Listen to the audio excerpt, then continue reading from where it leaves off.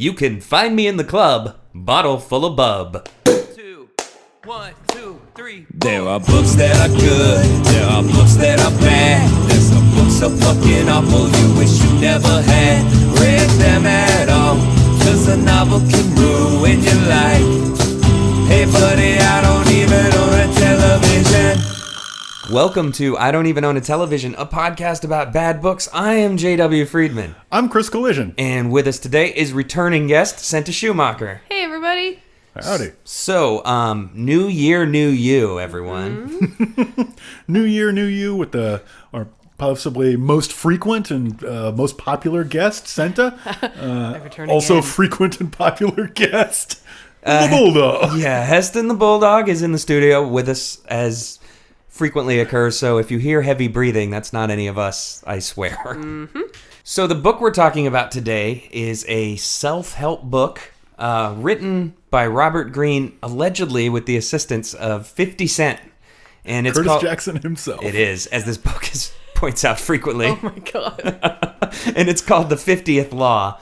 So before we get any further with this, we should probably explain exactly what the book is about to you in a segment called Plot in 60 Seconds. It's really going to be difficult because, like, I think all of us, I did not read the first 49 laws. No. It's true. So this Plot in 60 Seconds may be a little sloppier than usual just because we're coming in the middle. Sequelitis, it's a problem. So please bear with us. Nobody knows if you finish or not. You got 60 seconds to give them a plot. Plot in 60 seconds. All right, shall we? All right, so when I say begin, the two of you working together will have 60 seconds to describe this book as best you can to the audience. Wish us luck. Good luck. Begin. So the plot of this book is that a hacky self-help author with a rancid, cynical message about being a mistrustful prick at all times met 50 Cent and realized that he could sell some books to a new demographic by using him in a book about being a mistrustful prick at all times. The author decided to use as a hook the little-known fact that 50 Cent had been a street hustler who survived a drive-by shooting. So the theme of this book is to be fearless, a theme the author remembers to put into at least 5 of the book's 10 chapters. Centa, can we hear some about these chapters? Let me give you some, or all, of the chapter headings. Chapter 1, The Hustler's Eye. 2, Hustler's Empire. 3, Hood Academy. 4, Hustler's Flow. 5, Hustler's Setup. 6, The Hustler King. 7, Hood Economics. 8, Slow Money. 9, The Hustler's Ambition. And my personal favorite, Chapter 10, The Hustler's Metamorphosis. Okay, so that was probably way over 60 seconds, but we're going to let it roll because it was really important that everyone knows those names. Yeah, exactly. Because that may be one of the only things of note in this book, but we'll get into that. Probably the most enjoyable thing was listening to that flow from Hood Economics to King of the Hustlers. No, the end is the Hustler Metamorphosis. It's when he weaves a cocoon around himself and emerges as a beautiful butterfly. Formerly known as Curtis. Yes. I remember that. So, ostensibly, this is a self-help book. I think we could agree on that, right? Mm-hmm. I couldn't tell because, and maybe we can talk about this, but like, if there's a self-help element, what is this book telling you to do? Like, there's not a clear takeaway. It's more like inspirational literature. Yeah. It's kind of a manifesto, I guess. Yeah, I don't know. I mean, Centa, you and I had some conversations about this earlier, and I think you made a couple really good points about why this kind of fails as a self-help book, and it might be worth, I don't know, getting into that now. So while it's sort of embarrassing to admit, I like self-help books. Like, there's some good ones out there that I think have really kind of genuinely helped gently shift my way of thinking and way of acting. Nothing is ever going to completely transform you. A book, I don't think, can do that, although it can ruin your life. Hey. Wink. But most self-help books, when they tell you something like live without fear, will then give you some examples of how to do that. This doesn't. It just tells you don't do this and then moves on. Like it'll just be like, don't live with fear, don't fear death. Period. Yeah, here's an anecdote about somebody who didn't live with fear. Right. Aren't they better than you? Right. You're so soft. I mean, also, yeah, this book, like, a big tenet of most self-help books I've read are like, it's okay if you've made mistakes in the past. And making yourself feel bad about them is never going to help. This one is like, you've been swaddled in softness and kindness, and you don't deserve that, and it's horrible. It's true. Like, this is probably one of the most audience hostile things I've ever read, and I enjoy David Foster Wallace. So, I actually highlighted a paragraph here because this is the way advice in this book is presented to you. You might imagine the streets that modeled 50 and the code he learned for himself have little to do with your circumstances, but that's just a symptom of your dreaming, of how deeply you're infected with fantasies and how afraid you are to face reality. Jesus, dude. Yeah. It's a far cry from accept and forgive your past and move on, like every other self-help book. And I think this really bothered me about the book. It's a book about, ostensibly a book about how to make a success of yourself, and only in chapter 8 do they finally get around to be good at doing what it is that you do. That's very true. Right? It's very true. Only chapter 8 kind of includes this do the work component, and chapter 8, if I may say, really brings the funk. And by that, I mean it's incredibly perfunctory. Yeah. So for one thing, it's like all the way through the fucking book, and for the other, like you can just like by that point in the Enterprise, you can really see the phone in these guys' hands. Yeah. As they're like, do we have enough pages to turn this in yet, guys? Well, let's talk just real quick. I just want to mention the way this book is structured. We'll get into it in more detail, but I'd say that generally, like what happens is you're told an anecdote about 50 cents past. Often the same anecdote. It's slightly very different. You've noticed. aspects. You've noticed. We've mentioned there's 10 chapters. There are no more than 8 anecdotes about 50. Yeah. So they are constantly repeated. I ran a search. You may know that 50 Cent got shot.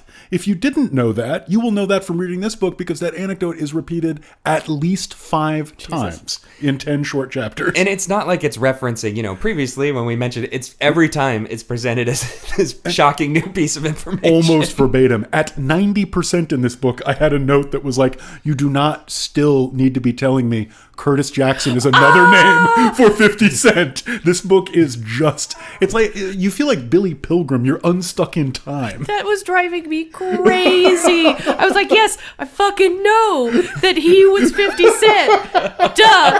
Like, why do you keep telling me this? The last, 10 pages, they do that. When we were, last night, when Centa was finishing reading this book, it got to the point where every single time she'd reach that, she'd be like, also known as 50 Cent out loud. And that was a chorus heard frequently throughout the house. Like, who's this book for? If I don't know who 50 Cent is, I'm not going to buy this fucking book. That's a very good point. But yeah, back to structure. You learn a little bit about 50 Cent's life, and then you're presented with a list of historical anecdotes that back up whatever small piece of advice the author's trying to give you.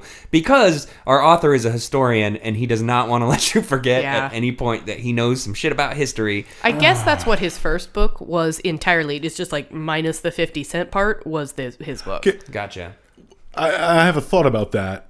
It's more of a question. So this first book is The 48 Laws of Power. And I know. Apparently that was a big giant hit. And then he meets 50, and decides to write this book. And I understand for branding reasons why you call it The 50th Law. Okay, totally down with that. Couldn't you have come up with one more law? Yeah. Wait, just bridge the gap for me here. No, because the 49th law is the Wu-Tang secret. Way to step on my recommendation, Centa. Oh, I bet if you go back and buy the 47 laws now, he's added a 1 law postscript just to bridge the gap. 48 laws. I said 47. I'm sorry, Robert Greene. I don't mean to diminish your lawmaking abilities. Yeah, please don't hurt us. But anyway, so after that's presented, then the very last thing you get is just a more general application of this philosophical thought to your everyday life. And then the book repeats this template 10 times. 10 times. Yeah. So I guess we should probably get into high points, low points, because I wanted to start out with this just being one of the huge low points of the book for me, is the fact that it is so repetitive that your eyes literally glaze over. And it's not just a case of repeating stories, it's the actual structure is hella repetitive. It's kind of like reading a series of really boring college lectures, I feel like. I don't know. So that the repetitive nature of the the structure of the book really got to me. It really wore me down. It really reminded me of like, I really felt like I was in high school having to finish a book for a deadline and just not caring at all what I was reading about. And like, not even from like the material from what it was being said, but yeah, the structure really felt like this didactic assignment that you had like fill out worksheet A, then read the next paragraphs, then fill out worksheet B, and like, but it wasn't even a fun like. But again, like a good self-help book would have had like worksheets or something for you to do, something that engages you or involves you. That's exactly what I was gonna say. I've been working through a self-help book like as like one of my actual New Year's goals, and it has worksheets in it, and they're like. They keep you engaged because it makes you think about the material and apply it to your own self. This never gives you the opportunity to do that. This is basically berates you the entire time. It's really true. So, low point. So a low point for me, very, very much in keeping with what you guys just said, is what I would call just the general shoddiness of the Enterprise. Every chapter is structured exactly the same, as Jay kind of pointed out. The whole thing is just argument by anecdote, and they're very unsourced, weird sounding anecdotes, and when he repeats the anecdotes, they're repeated almost verbatim. Yeah. Over and over and over again, and that'll actually bring me, let's pivot, to my high point.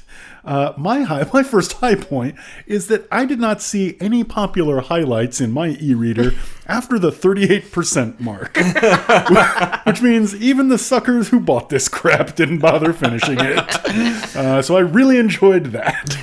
Well, we've been reading the physical copy of the book, which You guys are definitely so lucky. That's a high point. This for is sure. my high point. I think maybe both of ours, but either way, for me, for sure, this book is bound in imitation leather. It's like a flexi plastic that's meant to feel like leather. It was listed on Amazon as imitation leather. It's more like flexible plastic. No, but this, you guys should see this. It's black leather with like fake gold leaf on it. Yeah. It sort of looks like a fancy moleskin. Yeah. There's swords everywhere. It's got fake Swords. Latin in the back. It's It got has this a great- ribbon bookmark. There are more printed swords on this than there are in Missive Avalon, and that's saying something. This thing has more swords than an anime convention. Wow. This book brandishes more swords than hero protagonist himself. Oh, gosh. Oh. So, yeah, that was definitely my high point. I guess one of them is the physical presentation of the hard copy of this book is something else. It makes it look far more important than it actually is. My personal low point for this book is how contradictory it is to its own self. My notes are filled with like, wait, first he's telling us that to not listen to anybody and don't think about their opinions at all, and then a couple of chapters later, he's like, you need to always listen to your fiends. You need to always listen to what everyone is saying because and you need to shift yourself in accordance to their tastes in order to stay relevant because the youth are always coming and they're going to eat your soul. I think that fiends thing transitions really well into my biggest low point with this book is just like the relentless glorification and almost fetishization of what he refers to as hustler culture. It's really which in sad. Yeah, and I mean, it's definitely, not a... I don't know how to describe this. It feels like he's buying hook, line, and sinker into whatever 50 tells him. Yeah. To the point where he's like kind of reciting cartoons at you. Yep. And it just gets really ridiculous, especially when, this book is written in the parlance of like a fucking college-educated, self-important white man, and then he'll talk about the hustler's eye and stuff like that, and it's just so corny. And I don't know. I mean, when I was reading this, one of the notes I took was, if you think that rap music romanticizes the life of a drug dealer, you would have a field day with this self-help book, which I feel like there's literally parts in here where he talks about how 50 Cent cut a dude's face with a razor and then shot up his car. Yeah. And it was a good thing. And then 2 pages later, he compares him to Mahatma Gandhi. Yeah. So yeah, low point. Yeah, my low point is sort of similar to the extent that this book has a message. It's this kind of never relax, never trust, never stop being paranoid. And it's just, I don't know, it's like cocaine philosophy, and it's gross, and it's exactly the kind of person I like least at work, in life, anywhere else. Oh, like throughout my notes, I'm like, I'm stressed out. And here's the thing, right? I mean, I'm not a giant fan of 50 Cent's music. I know some of his songs, but we watched a reality show of his for a while. yeah. It was a contest reality show. We're going to talk more about this in segment 2. But 50 Cent does not come off as that type of person. Right. He comes off as very gregarious, really friendly guy, Yeah. like funny, outgoing. He doesn't seem like the type of dude who's spending his whole life trying to identify who his enemies are before they can make a move. But like this book is like, I mean, you mentioned it earlier, so maybe I'll even let you say it, but it wants to be something, you know? And I feel like, well, I guess I'll say it then. He thinks he's writing The Prince, basically. Like, this is his Machiavelli, you know? Okay, so... I mean, and there is a rapper named Machiavelli. Why didn't he just write about him? he's dead, right? It's Tupac, was Machiavelli. Oh, good point. Yeah, so... At least that he had an album named that, right? Good thing we remember that, or we would have got some tweets. By the way, Botch is from Tacoma, Washington. Thank you, Internet. I was going to get to that a little bit later, but let's take a quick side note. Yeah, the internet has spoken, and what the internet has said clearly is that Jay is not allowed to mistake one band 8 people have heard of for another band 8 people have heard of, and that I am allowed to mispronounce and say clavier instead of however it's actually pronounced, and nobody cares. So, welcome our new spin-off podcast, Complaining. Collision mispronounces famous things. I was thinking of Ass Factor 4, by the way, nerds. Yeah. Okay, so to get back to... Sorry. I love 4 factors of asses. 4 factors of asses everywhere. Wow, we're audience hostile now. So anyway, We all 3 had to read this book in the That's past true. 3 days. Like, can I describe the anger that's present in this room right now? We're all happy with each other, but there's a palpable sense of rage at this book, I feel like. the youth are coming to get us. Yeah, I am grumpy and peevish, and I just really want to give Robert Greene whatever the acceptable version of an Indian rope burn is. I just want to give him a noogie. Like, I don't want to hard. hurt him. I just want to make him feel Swirly. bad. Yeah. Prime swirly candidate, Robert Greene. Does anybody have any more high points about this? Because I don't. I have one. Oh. Centa, it sounded like you have Yeah, one. there was like every once in a while there would be this brief glimmer of I would be like actually kind of getting hyped up for a second. I'd be like, yeah, this is great. And then they'd be like, Ernest Hemingway was awesome and never did anything bad. Never mind. A lot of his anecdotes revolve around people who are very famous for being incredibly self-destructive, which is a little weird. Live your life like there's no tomorrow, like Ernest Hemingway, noted alcoholic and suicide. Yeah, or Miles Davis, who, The meanest man alive. I was just going to say, towards the end of his career, there were very few people left who had nice things to say about Miles Davis. Is Miles Davis a genius? Yes. Yes. Is Miles Davis a guy you want to sit down and have dinner with? Probably not. Yeah, no. there is no generosity in this world of the 50th law. None. Yeah. That's a point that I do want to get to later. Yeah. But that's more of a low point. It's so hard. Let's end on my last posy note. So, we've mentioned that this book is a book that's basically just like an anecdote delivery factory. And some of them make more sense than others. So, you're like, yeah, the Ernest Hemingway does kind of come out of nowhere. Toulouse-Lautrec. Toulouse-Lautrec. Oh my God. Yeah, and like I made a list. Dostoevsky. Yeah, and we'll hear this list later. It is literally dozens of historical figures.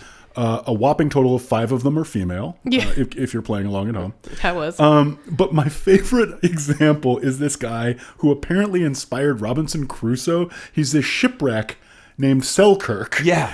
And like I was just like laugh. It was the last moment I laughed at in this book because there's no generosity in the world of the 50th law, and it really makes you feel like you're like Selkirk. You're marooned. You're alone. You're being bullied off the beach by mating sea lions. And you're surrounded by cats. And it was just such a ludicrous set of images that I was very happy, very briefly, reading this book. Oh, man. I think that's a good note to take us out on a break here. We're going to come back and talk more about 50 Cent's reality show, The Money and the Power, because I've been waiting for this Thank for God years. for years. Money, power, respect. Next up I don't even want to tell you. Yo, nothing but the hotness whenever we drop this. Monotonous for y'all to keep hating, cause y'all never gon' stop us. I keep my rock spotless and my hoes topless. Take time, try to figure out who the locks is. Fear no one, kick rhymes like Shogun. You scared to blow one, get robbed with your own gun. If I don't respect you, I'ma check you. And if I don't kiss you, I'ma peck All right, you. welcome back to I Don't Even Own a Television. It's the first recording of the new year live from the VIP room where bottles are popping on the night before Centa Schumacher's 30th birthday. What? Go shorty. In this situation, I am actually the shortest person here. So. It's true, it kind of works. And it is almost your birthday. Yeah. So I know you were talking a little bit earlier about how a message in this book kind of didn't resonate so well with you given the timing. Oh my god, it's like fear the youth. The youth are coming for your spot. They're going to take you. If you don't change with the youth, if when you age, you calcify. It's horrible to age. You'll just die. You're dying. It's horrible. Like, don't fear death. But the youth are coming for you. Like, it's like, I don't know if there's this message constantly through the book that it's like, people are coming to take your spot. Mm-hmm. The young people hate you. And you, as you age, you become worse. Yeah, and less relevant. You become less flexible. You only like the things of your youth. You never grow as you age. And it's just like, I turn 30 tomorrow. Like, this is not the best message for me at this moment. Reminder too, this is supposed to be a self-help book Right. and not a self-harm book. Jesus, this is a self-harm book for sure. And like, also because I feel like the last 2 years of my life I've achieved more coolness than like the past 8 years before that. So Getting old is cool. I'm just saying. Not because I have a horse in the race or anything. well, doesn't everybody really? I mean, I know that there are some younger listeners of this podcast, so fear your aging, fear it. Yeah, listen to 50 Cent and Robert Greene and live a fearless life except for the constant fear that you're being aged out of society. Yeah, Make hay while the sun shines, I guess. Live a fearless life while always keeping one eye open behind you because somebody's always trying to come stab you in the back. But don't be afraid of death, but always protect yourself from all the threats around you. It's a really... Everyone's plotting against you always. Yeah. Well, I know. Chris, I'm plotting against you at this moment. It is true. Well, good luck. The dog's acting up in the other room, and I think he's plotting against us. He has been since we took him. Man, we got him. the BART driver on the way over here, out to get me. Don't think I don't know. So I think we mentioned just briefly earlier that this book contradicts itself a ton. You were just kind of talking about that. And yeah, it's really true. Like almost every single piece of advice that's given to you in this book is contradicted by the end of the book, if not immediately afterwards. And it is a little strange to be reading a book about, quote unquote, living a fearless life. And then meanwhile, it's run through with all of these messages about how you shouldn't trust the people you work for. You shouldn't trust the people who work for you. You shouldn't trust your friends. You shouldn't trust anyone younger than you. You shouldn't trust anyone older than you. Yeah, like no one's ever going to give you any help. Here are like 15 examples of times when other people have helped out 50 Cent. Right. There's that. There's the whole kind of problematic. It's a very anxious book. And we were talking about this a little bit earlier. I'm not sure if it really counts as a self-help book or if it's supposed to be just sort of vaguely inspirational. But either way, the constant thread of terror and anxiety that runs through the book is not furthering either of those goals. I know. This book is so stressful. Yeah.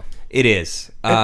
Yeah, not fun to read. Not fun to read. And that's a bummer because I think all of us kind of came in thinking, oh man, this is going to be like a little bit of goofy fun. Yeah. Like I don't want to let people too deep into the kitchen, but you're talking about getting old and how that's awesome. Like I just had yet another large birthday. I'm freaking out about that. Things at work, not going so great for me right now. Hire me, internet. Hire Chris, he's great. There's, my first ringtone was a minor G Unit hit called Stunt 101 in like full Nokia monophonic glory. Like I was ready for this book. I was ready for this book to be fun. I was actually ready for this book to make some sense for me. And this book was no fun. And this book made no sense for me. I know it was like, and you know what, listeners, this is my fault. This episode, it's my fault. I was like, Originally, what I wanted is, I really just, in my heart, wanted there to be an autobiography by E40. And I looked, and it didn't exist. But when I searched for that, this book came up as a suggestion, and I thought, well, this will be great. This will be fun. You know what I have to learn from? I need to learn some life lessons from 50 Cent. I'm on a precipice of a new decade. Right. And no, I just became more fearful. Yeah. Great. Thank you. Well, I mean, an E40 autobiography would have been the supreme book to read. E40, for sure. if you're out there, please, dear God, please write an autobiography. It's all I If want. you're listening. Also, if you're out there, check this out. All right. Yeah. Jay's been waiting so long for an excuse to do that. Gouda. This is an E40 household for sure.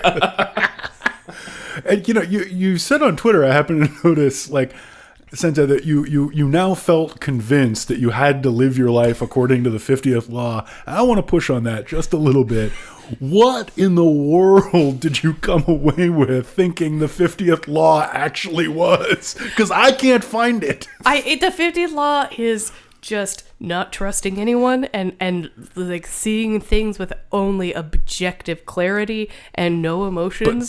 But staying subjective. But staying flexible like the water or whatever, like Bruce Lee.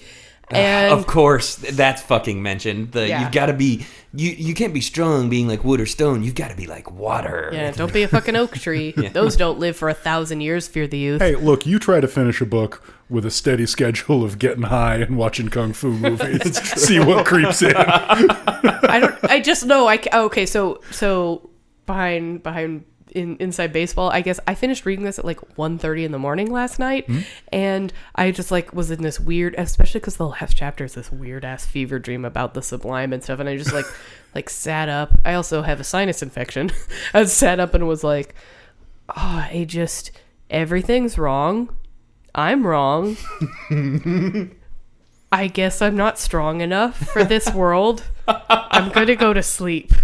I want to mention that I think the only book I've ever read for the podcast that had that effect on me was Super Sad True Love Story, where I was bummed out for a fucking week after I read that thing, and I totally get where you're coming from with this. Because you're spending a significant amount of time with this really corrosive, really unpleasant person in their unpleasant place. And I don't mean 50 Cent, who I think basically comes off okay. Yeah. He comes across in this book like a guy who spent an hour with Robert Greene. Yeah, and he told him some stories. Yeah. Exactly. And you don't even have the acknowledgments in your version. It's true. The acknowledgments in the end of this, he also says that basically a friend of 50 Cent's named June, like, took him on a tour around the neighborhood and like introduced him to the world of hustling and stuff. So not only did 50 Cent maybe give him about an hour's worth of talk, a lot of the stuff in the book about 50 Cent's life didn't even come from 50 absolutely. Cent. And we should note that 50 Cent probably does not spend a great amount of time in Queens at this point in his life. Yeah. Why would he? But for anybody who doesn't know, 50 Cent may well have the greatest tweet of all time about going back to Queens. Oh, yeah. Who wants to do it? Who's got it written down? Good. Who wants to do I don't it? have it written down, I but it's don't either. written in my heart. Well, hang on one second. I can't believe my grandmother's making me take capital O out the garbage. I'm rich. Fuck this. I'm going home. I don't need this shit. 26th August 2010. And like even now, periodically, I'll see that retweeted in my timeline. Yes. It's so good. The It's other so good one is that he named his dog Oprah and just yells at Oprah periodically. Yep, and tweets about that or did. But yeah, I think you're right. He's probably not spending a lot of time at his grandma's house taking out the trash. Like, this is what have we to earn wanted to feel about this book. The Yes. way we feel about that tweet is how we Yeah. wanted to feel about this book. And no. And no, And it it's didn't. not even I like... blame you, Robert Greene. I want to get out ahead of this right now. Nobody in this room thinks 50 Cent is stupid. No. The man is not dumb. No, he's I mean, not at it's all. incredibly obvious from all of his success and various fucking enterprises and stuff. Including that TV show. Yeah, he has a very sharp head on his shoulders. But he's got this way of talking about the world and stuff that's inherently entertaining because he gives no fucks. Yeah. Right. And none of that comes through in this at all. And I think, like you said, it's Robert Greene. Yeah. Like when you actually like look at the stuff he's written before, look at his biography and stuff, he's a guy who is franchising these kind of novels. He decided, like you said, he could get one with 50 Cent's name on it, and that's where this came about. I think 50's actual involvement in this book is very slim at best. And that's what you're talking about with having a good head on his shoulders and you know, to some extent, even hustling, right? Like, Yeah. I'm sure he was very nicely compensated for doing very little work on this. This is like the vitamin water of books. Yeah, totally. Wow, that's a really good point. I looked at 50 Cent's Wikipedia page before we did this episode. Including a shocking, startling twist ending we'll unleash on you later. Oh, yeah. But one thing we wanted to talk about, well, actually, before we derail this too much, what's up? Oh, sorry, I thought you were cueing me. Oh, no, not at all. I was Sorry. like, an R-Truth joke? No. All right. God, I wish. No, listeners, I was moving a little beer out of my mustache. We have a complicated series of hand signals here, and I don't even own a television that are easily confused with personal grooming. And I'm not fluent in those hand signals. Yeah, I guess because we make them up. I do, at least. But yeah, the royal we. the royal we, we in our recording studio have a set of rules we would appreciate you to follow. Stately satellite manner.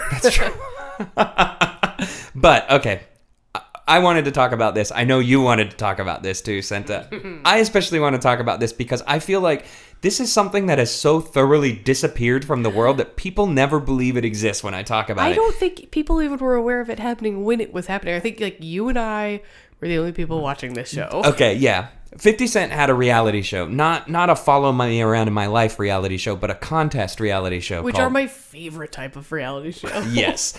It was called 50 Cent, the Money and the Power. And the setup was that there were a bunch of people who were aspiring entrepreneurs who wanted to start their own business. And 50 Cent was giving away $50,000 to the winner of this. And so in order to prove themselves worthy of this money, they had to compete in a series of challenges. This was also, I just want to point out, pre-recession.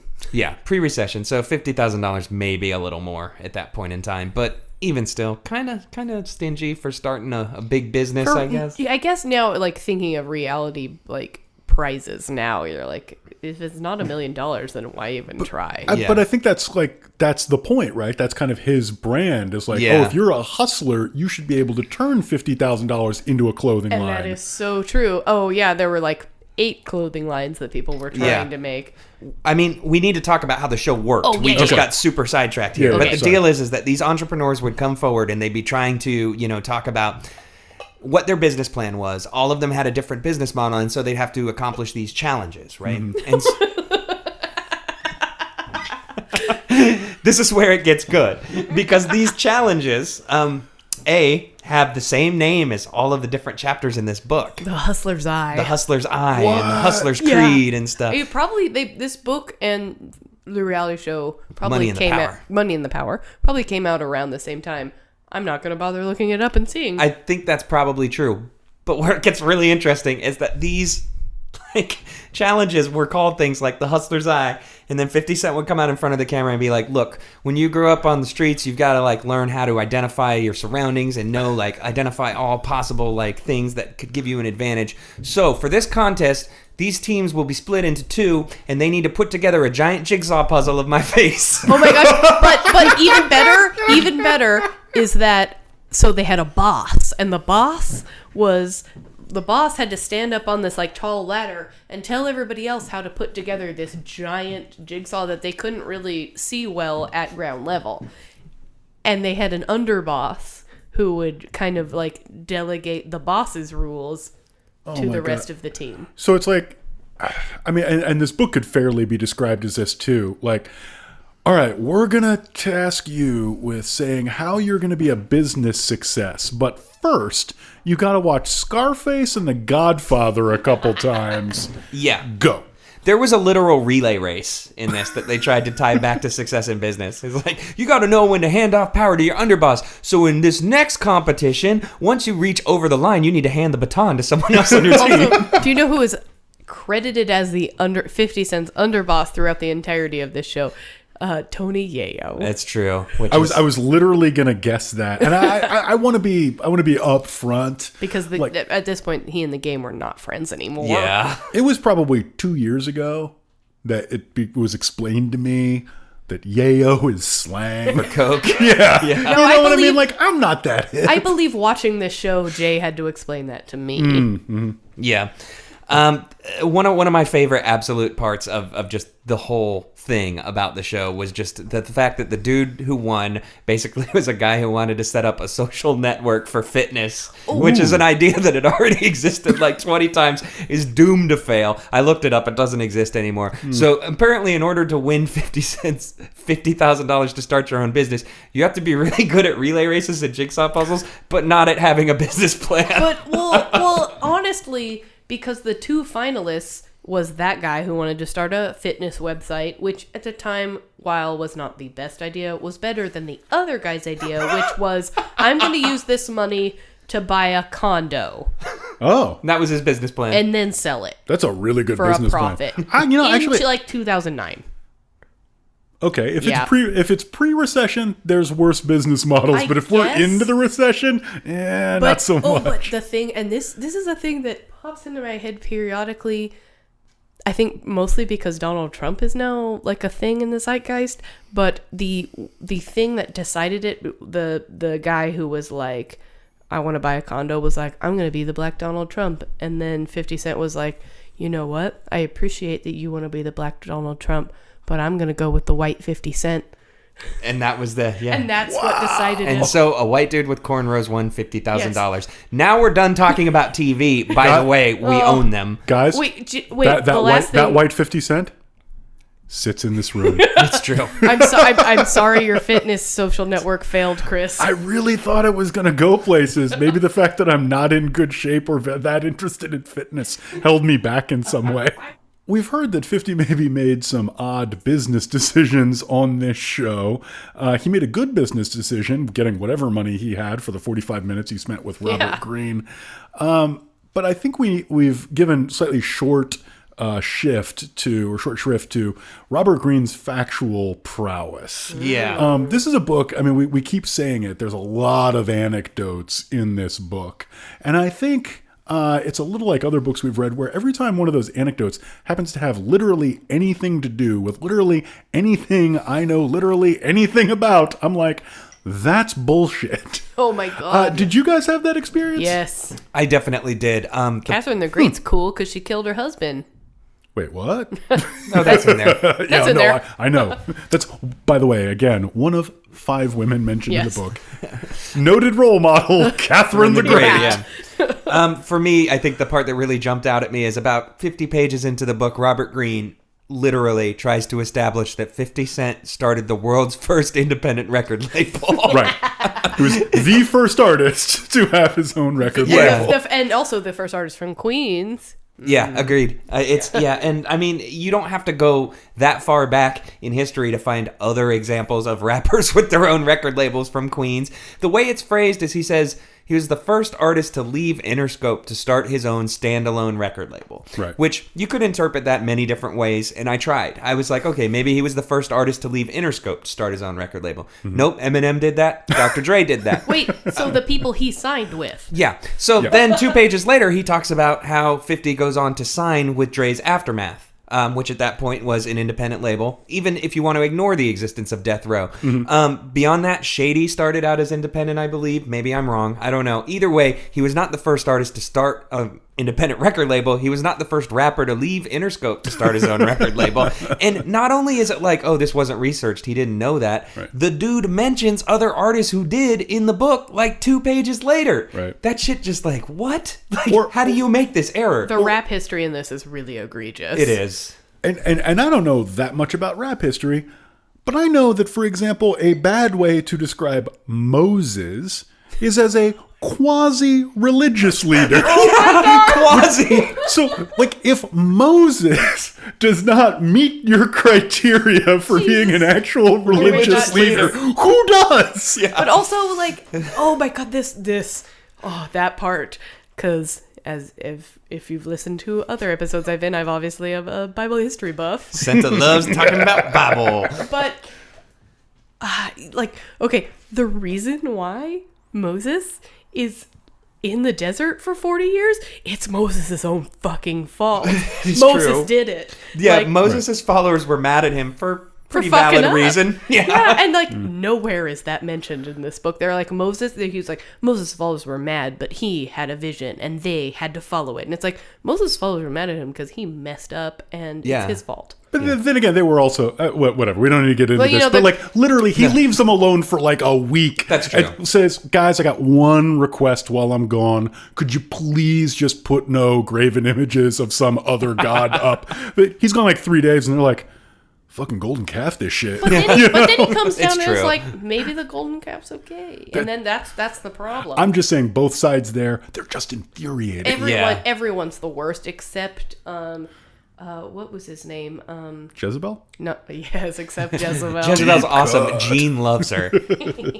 Bible chat. So we've established that the business advice is questionable. We've established that the history is incredibly bad. I still don't know if there's actually any self-help to be had in this book, but if you distill out all the anecdotes and everything, I finally figured out what you're left with.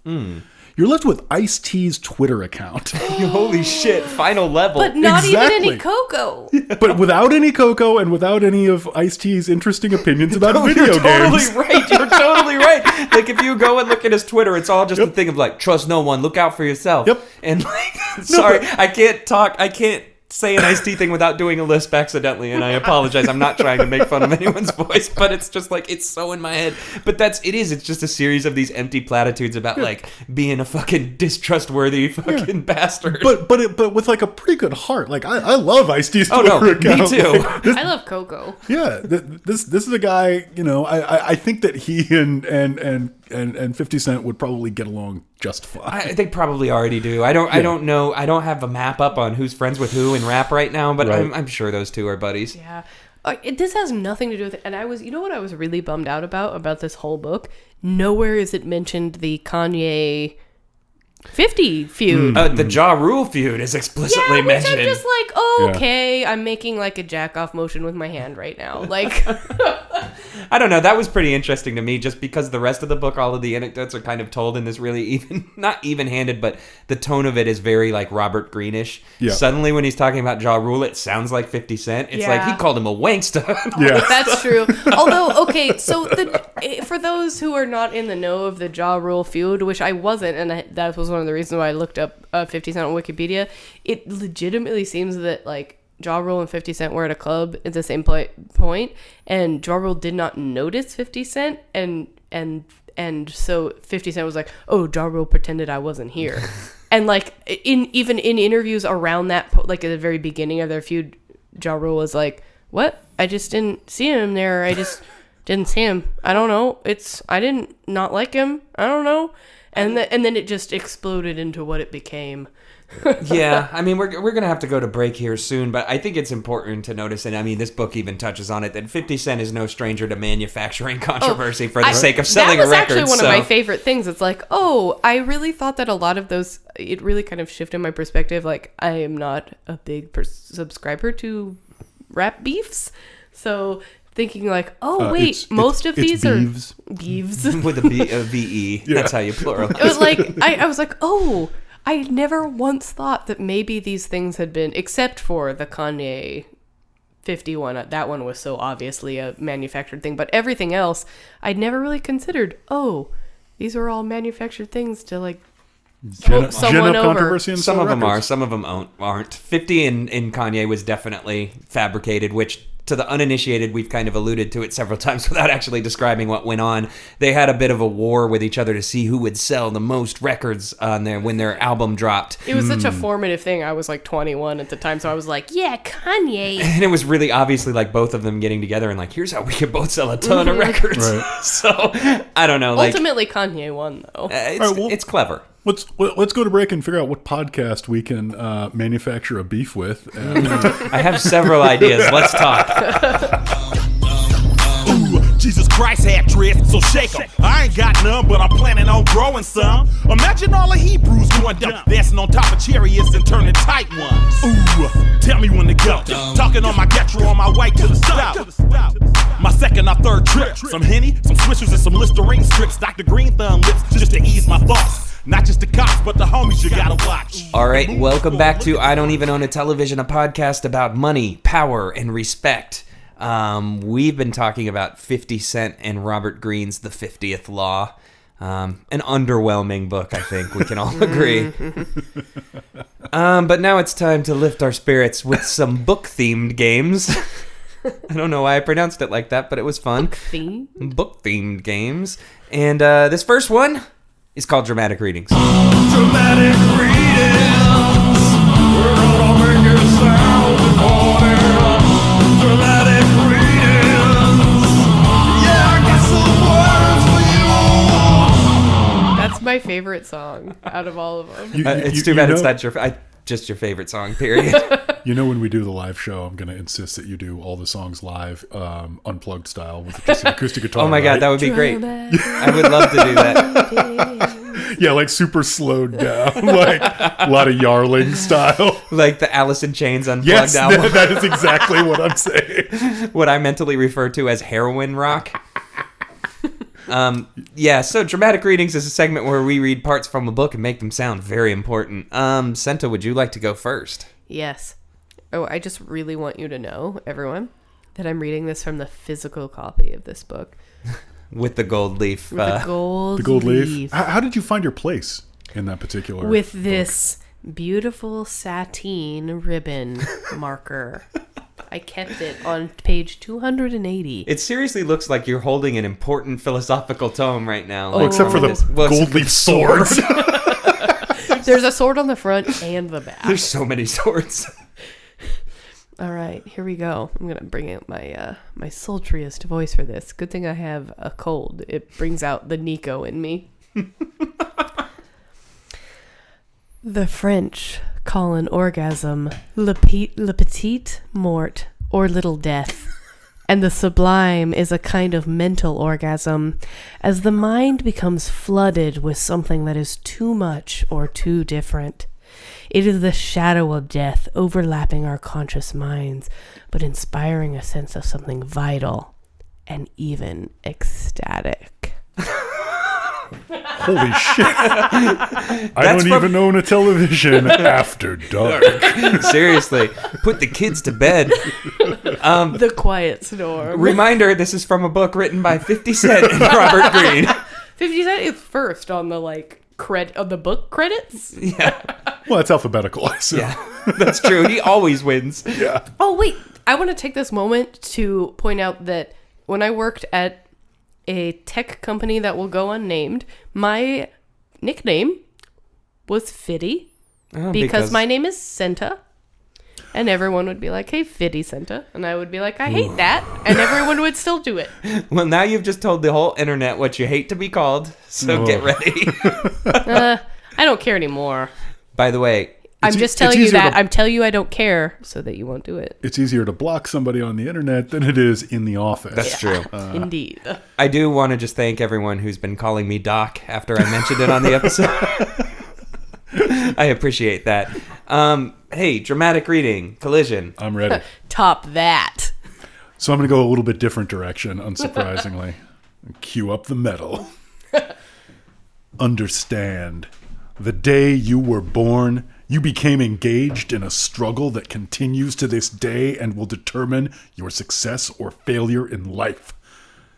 You are an individual with ideas and skills that make you unique, but people are constantly trying to fit you into narrow categories that make you more predictable and easier to manage.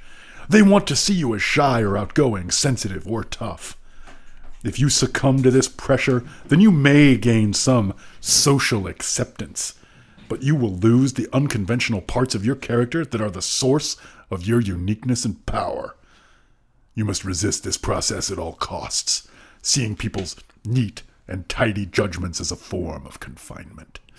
Your task is to rediscover or retain those aspects of your character that defy categorization, and to give them even greater play. Remaining unique, you will create something unique and inspire the kind of respect you would never receive from tepid conformity. Wow. So that's either Robert Greene and 50 Cent or something I wrote in my notebook age 15. I'll admit this is one of those passages that got me kind of like hyped up. I was Right. like, yeah! And then it's like for the Ernest Hemingway. And then it's like, wait, but he killed himself. Yeah.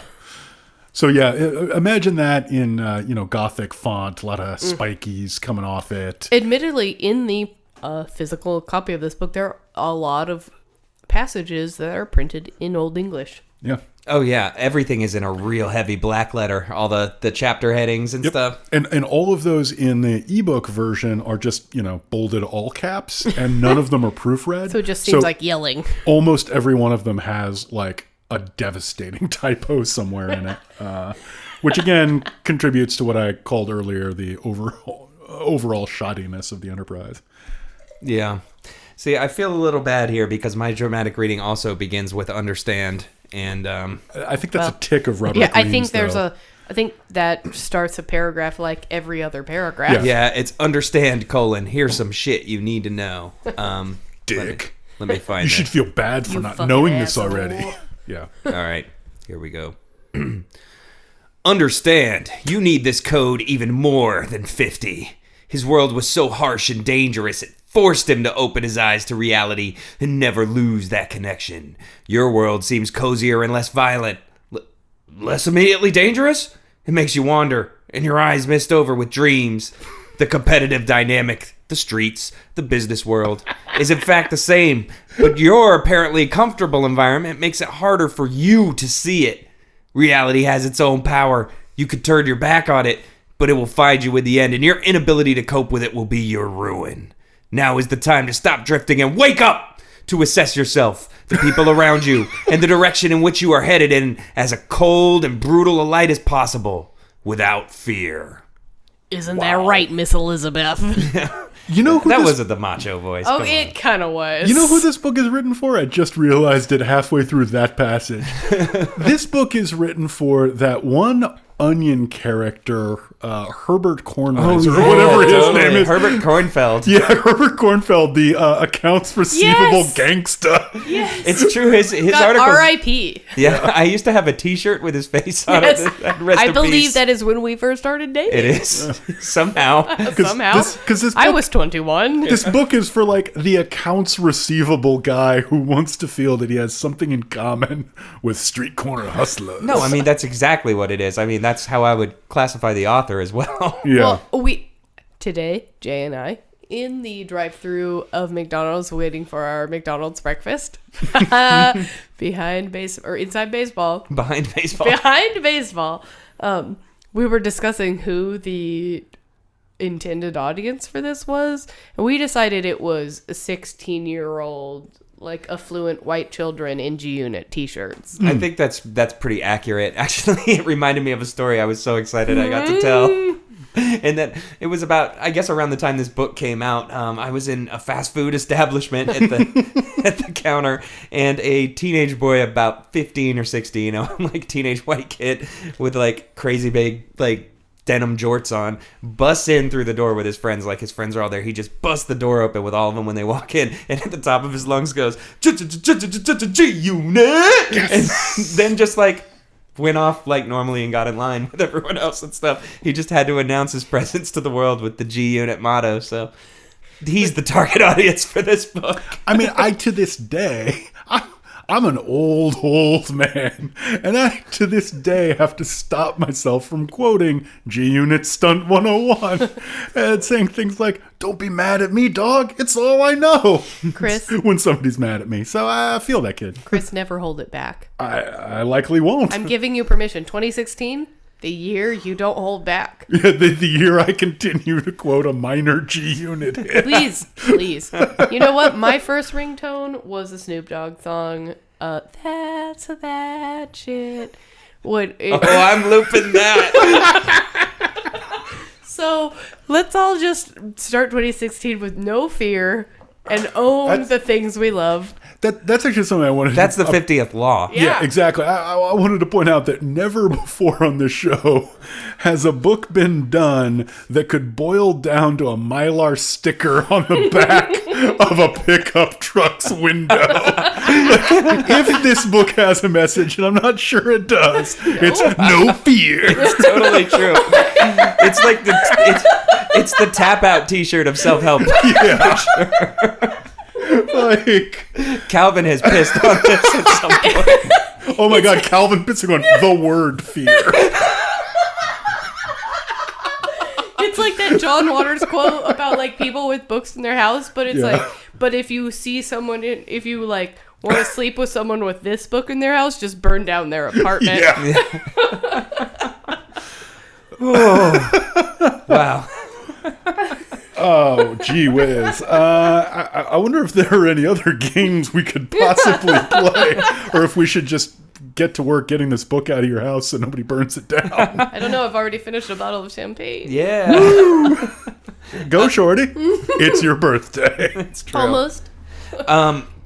Okay, so let's do another one called What Would They Do? Sometimes intentions are hard to divine, and others the clear as day. So tell me, what would they do? Basically, this book is set up with a bunch of chapters that are prefaced by the Hustler's whatever, and it's part of kind of the Hustler's creed, I guess. And what I want to do is ask each of you what your own personal contribution to the Hustler's creed would be. So let me read off these examples first. The Hustler's I, the Hustler's Empire, the Hustler's Flow, the Hustler's Setup, the Hustler's Ambition, the Hustler King, and the Hustler's Metamorphosis. So to give you some context here, I think I'll just go first because I had time to prepare. This will give you guys time to think about it too. For me, I think it would probably be the Hustler's Pizza. I don't have much else to say except for the fact that I love pizza, and I figure that's an important part of everyone's life, so you need to work that into your creed no matter what. So the Hustler's Pizza, that's me. Okay. How about you? Oh, man. I would have to go with the Hustler's Notebook. Because, like, the one... My favorite romance movie. All my friends ask me why I didn't cry at the end. Yeah. It's because it sucked. Yeah, just because I think, jumping back to the extent that this is a self-help book, I have found, pieces of advice legitimately useful in my life. And, one of the most useful things I've ever heard is write down what you need to do. So, The Hustler's Ledger. yeah, exactly. The Hustler's to-do list. And that doesn't sound quite as good as the Hustler's Notebook. So. That's true. I know. I think the Hustler's Notebook sounds very romantic. Ooh, okay. There's a lot of pressure right now. The Hustler's creative output. Whoa. Yeah, I feel like all of us as hustlers have an obligation to express what is truly in our hearts and never accept any criticism, but then also accept criticism. Well, that fits and right listen into the book. to what people have to say, but never listen to what people have to say. And listen and let your emotions flow through you, because you have no control of your emotions, but your emotions have no dictation on how you should behave. So You should get over operate things, creativity, but never forget them. Yeah, exactly. Operate with creativity, hustlers. I feel like you just contradicted 2016. yourself a lot. I don't know why I would have done that. You should be like Amelia Earhart, flying over everything while being like Napoleon in the trenches. Yeah. At the same time. I think we should go to another game here. And this What? one, Why? because we're about to talk about something that we would spoil a whole game for. Oh, you're right. You're right. Okay. So this is called What Is Your Fave? What is your fave? What is your fave? When you're presented with a list of options, what is your fave? All right, so What Is Your Fave is just a series of questions about your favorite thing in the book, usually immaculately prepared by Mr. Collision over here. So I have to. I don't want to let you too deep into the kitchen again, but this list is going to be extraordinarily long, and I frankly stopped maintaining it fairly early. So this is going to give you a taste of what it's like to read this fucking thing. But I want to ask you guys, what is your favorite historical figure who is name-checked and who has an anecdote told about them? Are you ready? Strap in. I don't know. Napoleon, FDR, Miles Davis, Socrates and the Stoics, Cornelius Vanderbilt, Abraham Lincoln, Frederick Douglass, James Baldwin, Malcolm X, Muhammad Ali, Machiavelli, Richard Wright, Leonardo da Vinci, Ingmar Bergman, Charlie Parker, William T. Sherman, Mahatma Gandhi, Winston Churchill, John Ford, Abraham Lincoln, Sun Tzu, Reuben Hurricane Carter, Max Stirner, Pope Alexander VI, George Washington, I'm so stressed out. Frederick Nietzsche, Joe Louis, Julius Caesar, Barack Obama, Marcus Aurelius, Mao Zedong, Moses, Jane Goodall, Amelia Earhart, Catherine the Great. Catherine the Great. I don't like this Joan version of of We Didn't Arc. Start the Fire. This doesn't rhyme at all. And there's no chorus. Anyway, I'm just going to cut it there. So pick one or name one I didn't get to. That's a fucked up game because it's like there's no good answer because it's like if you answer someone, then someone else will be like, you didn't pick Gandhi? It's true. There's some heavy hitters on that list. Yeah, exactly. So I'm gonna just go with the unlisted one, and I'm gonna say Immanuel Kant. Oh, you're right. You're right. Yeah, Kant was in there, Yeah. but in a really high school way. Yeah, it is referred to as, I believe, famous philosopher. Yeah. And talked about how he once looked at a sparrow. So, Whoa, they had great job. they made eye contact. They made eye Excuse me. contact, yeah. That was part of the Sublime. My favorite chapter. Right. So what is your fave, though? Oh wait. Let me do it in E40 way. Ugh. Hustling. Oh, that's really difficult. You know it's because- Jane Goodall, don't lie. No. Well, okay, that's what my heart says, but 50 says don't listen to your heart because that's all just emotion. Oh You gotta shit! I didn't to listen. my I brain. didn't list Eleanor Roosevelt. So Oh my god. shoehorn her in real quick. Yeah. Oh god. Okay. I forgot that she was mentioned, but in this weird sort of patronizing way, it was kind of awful. This is a really difficult decision for me because these are all great people quoted in horrible context. Yeah. Well, we're not asking who your favorite person is. It's what's your favorite reference to it is. That list was so long, I kind of forgot half of them. Yeah, it's true. Just say Machiavelli. Yeah. Right. Well, no, okay. So my fave is actually, because I kept thinking about it, how he was listing John Ford. Yeah. And how he was like, John Ford was great because he beat up everybody. Yeah. It's like, no, that's not great. Yeah, it's John Ford really is horrible. He was an abusive person. He liked to hurt people.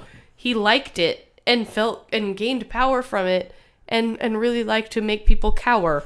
Like people, women he slept with and also actors he worked with. Like, I don't know. There's nothing respectable No. or admirable about John So Ford. I guess that's other not than my his- fave. Yeah. There's no faves. I have don't no know. faves. I don't know, that thing where like a producer showed up and just wanted to watch him work, so the next day John Ford showed up in his office and That's sat kind of next to him. great. That's pretty admirable. Apocryphal, but Everyone admirable. has wanted to do that to their boss. Totes. Yeah. Totes.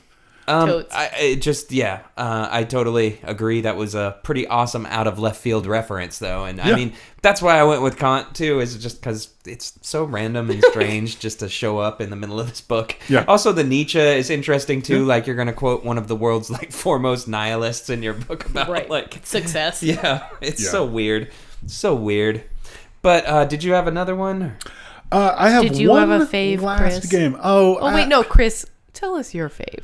I mean, obviously, Curtis Jackson himself That's true.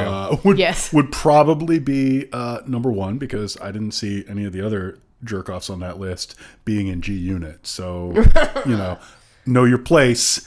Everybody but 50 Cent. I don't know. I kind of liked the story about William Tecumseh Sherman because I don't like the South. Right. yeah, So I really like the way he marched through Georgia. yep. There you go. Really thought that was a timely and tasteful and tactful reference. All right, last game. Oldie but goodie. World's most famous fan. Ooh. So, Song. The rich and the famous, but they read books too. They're rich and the famous, but they're only a little better than you. All right. Sorry.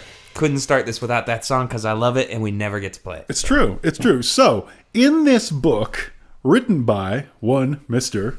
Curtis Jackson, 50 Cent, as we're told, who is the world's most famous fan of this book? And You mean I'm Curtis? actually Also known as 50 Cent Jackson. Yes. Yeah.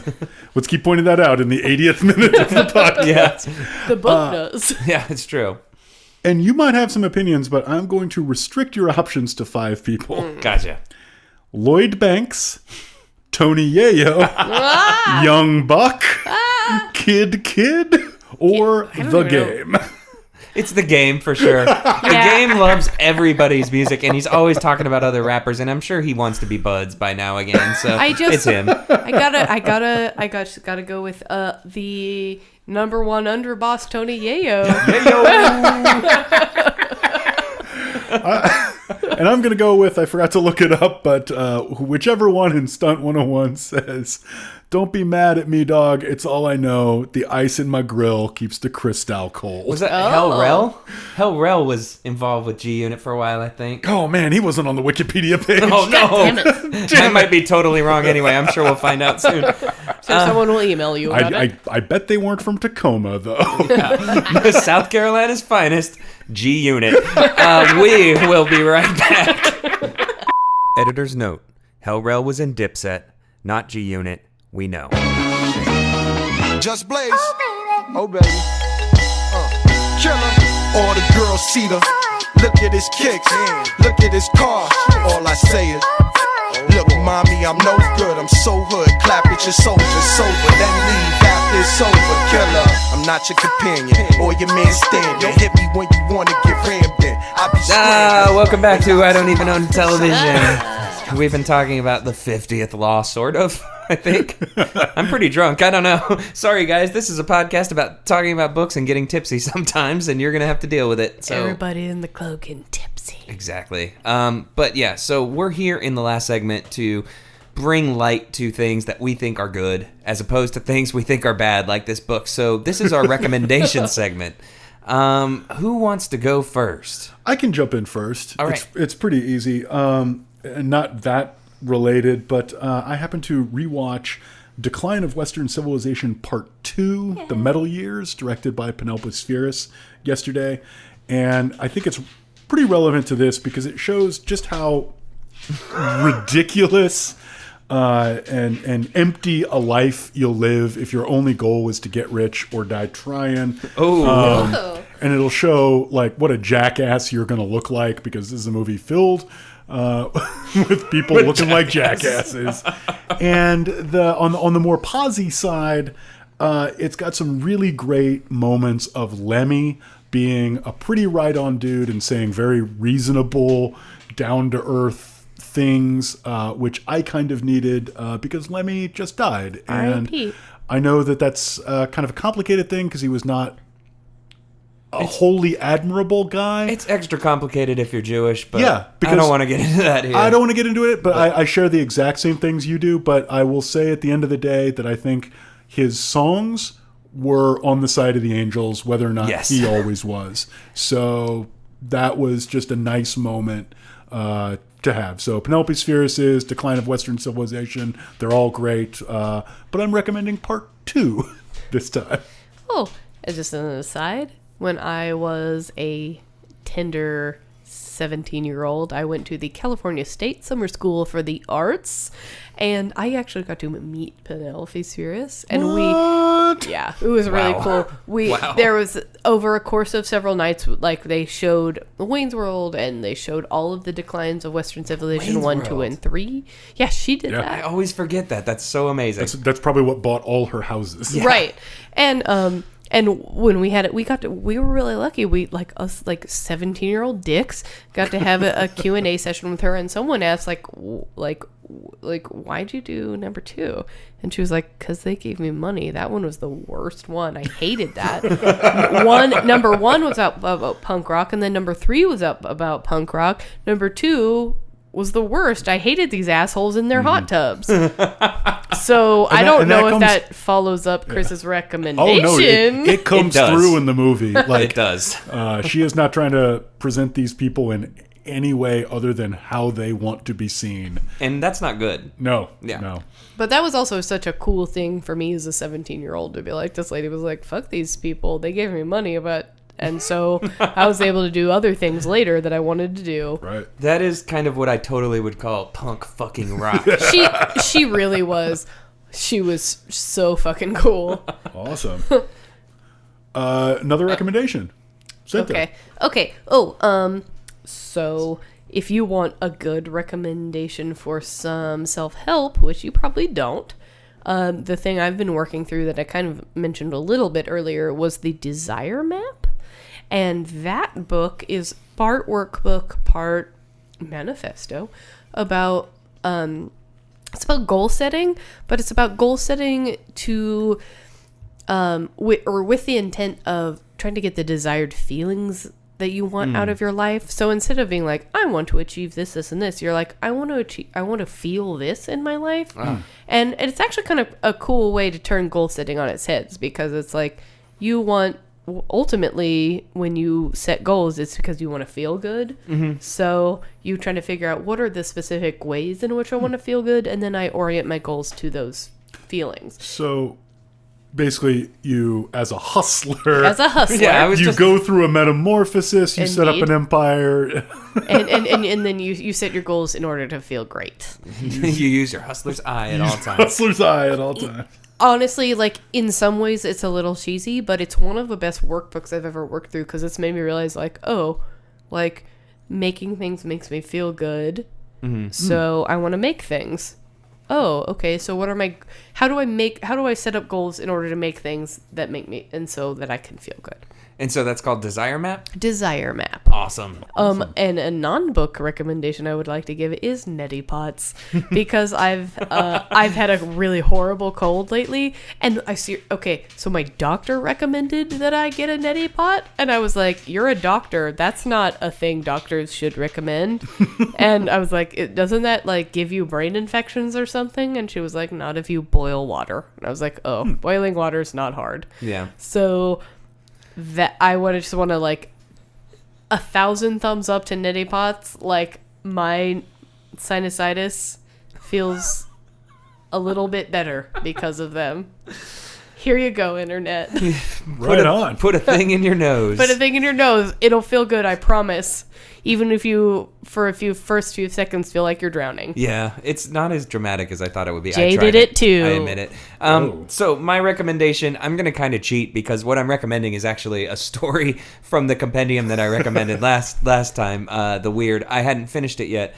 It's a story I just read last night, and it surprised me. It's a sci-fi story by George R.R. Martin called Sandkings that is one of the most legitimately disturbing things I've ever read, in a way that is really not gory. It's not upsetting in any way, just beyond pure unsettling psychological discomfort.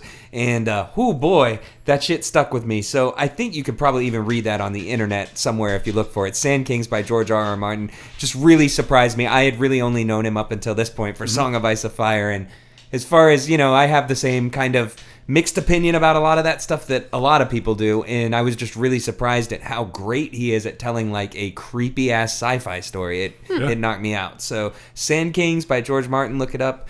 Just kind of on a side note, also, since we were mentioning movies, we watched a documentary last night called Electric Boogaloo about the history of canon films. So good. It was so good. Yeah. I was, like, trying to read this stupid fucking 50th Law book while Jay was watching this great documentary, and I was so pissed that I had to be reading this book instead of watching this great... It's available on Netflix. You owe it to yourselves to watch it. So many great boobs. I mean, the one thing I will say ahead of time is just, if you're easily triggered by sexual violence, you might want to skip about the first 30 minutes of this movie. No, don't watch it. Yeah, probably just don't watch it, because the movies, they're very critical of them for sure, but there is quite a bit of that in this. So There are also a lot of great breasts. but there are some great boobs. So be forewarned about both of those things going in. Not necessarily in the same scenes. Please don't think I'm a creeper. The internet. He's not. I watched it alongside him. He was not being weird. Okay, cool. Thank you. Wife approved. But really funny. Just, I don't want to get in and spoil too much of the story, but if you don't know canon films, just know that they made some of the weirdest, stupidest shit of the 80s and 90s, and this movie is just all about their rise and fall, and it's great. Serious, larger-than-life characters. Minor tie-in to this, because apparently Robert Greene got his start basically chronicling like the 48 Laws. I think is mostly about, wow, everybody I meet in Hollywood, all the power players are real dicks. How do they do it? Yeah. And this is a movie about a couple of guys who show up in Hollywood and They're dicks. have an interesting run Yeah. before it all comes crashing down. yeah. Such a fun movie, though. If you have Netflix and The you know, ending is just. yeah, the ending is amazing. It's the okay emoji. Yeah. Yeah, give yourself a couple hours and do that. And also on the question about the George R. R. Martin, is that one of the Haviland Tough stories or no? Is that a character in the book? I'm not sure. No, actually. Okay, so it's a different thing, but okay. No. But yeah, early George R. R. Martin, super fucking cool. Yeah, this really took me by surprise. I was not expecting it at all. Just a really cool story. Nice. All right, so I guess we got a lot of letters. Oh, boy, do we. Maybe we should hear a song about it. A, letter B, letter C, letter D, letter E, letter F, letter G, letter. Got a lot of letters. Got a lot of letters. All right. That was the song about it. Okay. Please just keep it as that. Oh, I will. I mean, that's what the song does already. It's So. just like letters. Got a lot of letters. This iTunes review that I thought was worth reading. So it goes like this. Like an abridged audiobook with commentary. I love this podcast. It's amazing to be able to listen to smart people doing an intelligent critique of arguably bad literature. You won't find a bunch of fellows picking at the low-hanging fruit. Like Twilight or 50 Shades of Grey here. Well, thanks for taking that away. Damn it. A wide range of books are covered, from really obscure stuff to books written by TV stars. Like Curtis Jackson. AKA 50 Cent. The episodes are usually divided into small segments, or in this one, long segments, starting with a summary of the book, opinions about it, and some fun games, such as dramatic readings and the like. They also have a great production value with catchy jingles, awesome guests who know what they're talking about, and crisp audio quality. These guys are pros. Oh.